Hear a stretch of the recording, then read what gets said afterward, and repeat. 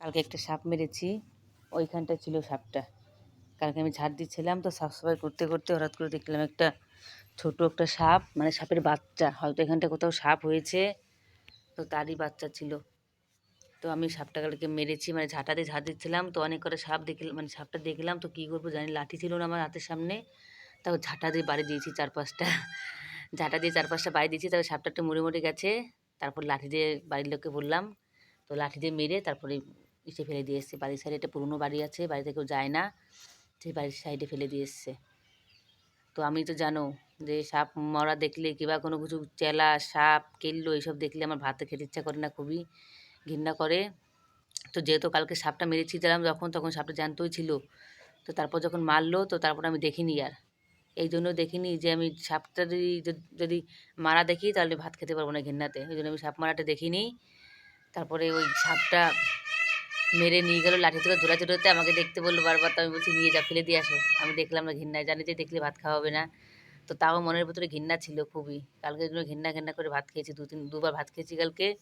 রাতেরবেলা অল্প করে খেয়েছি ঘৃণা ঘৃণা করে, আর দুপুরবেলাতে ভাত খেয়েছি সেই সময় ঘৃণা ঘৃণা করে ভাত খেয়েছি। ভাত খেতে ইচ্ছা করছিল না, তো ঘৃণা লাগছিল, মনে হচ্ছিল ওই সাপ মরাটা আমার সামনেই আছে।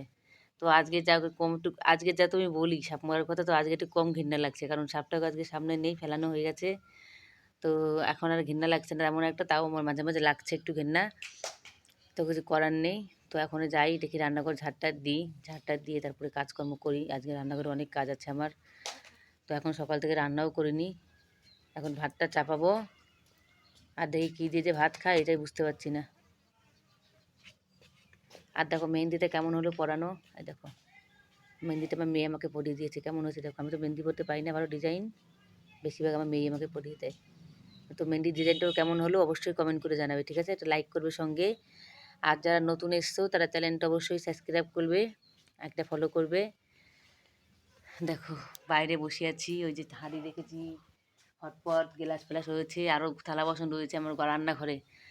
তো রান্নাঘর থেকে সব থালা বাসন নিয়ে আসবো, নিয়ে এসে তারপর সব মাজবো ওখানে।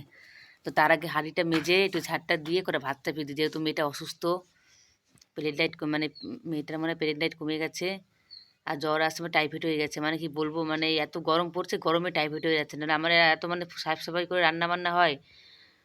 দেখো একটা পুঁইশাকের আগা মরে গেছে, এই পুঁইশাকটা কী করে মরলো বুঝতে পারছি না। দেখো ফ্রেন্ড, একটা পুঁইশাকের আগা আমার মরে গেছে, এটা কী করে মরলো?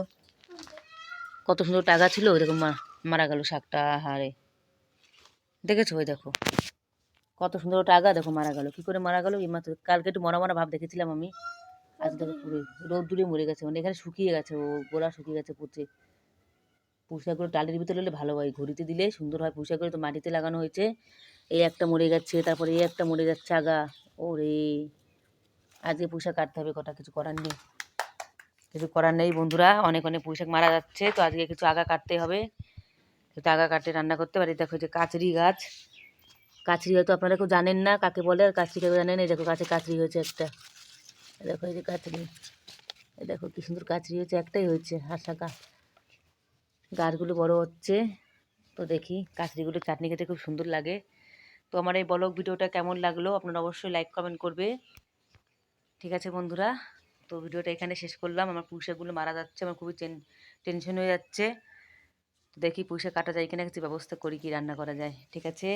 টাটা, আশা করি ভালো থাকবেন, ঠিক আছে, টাটা।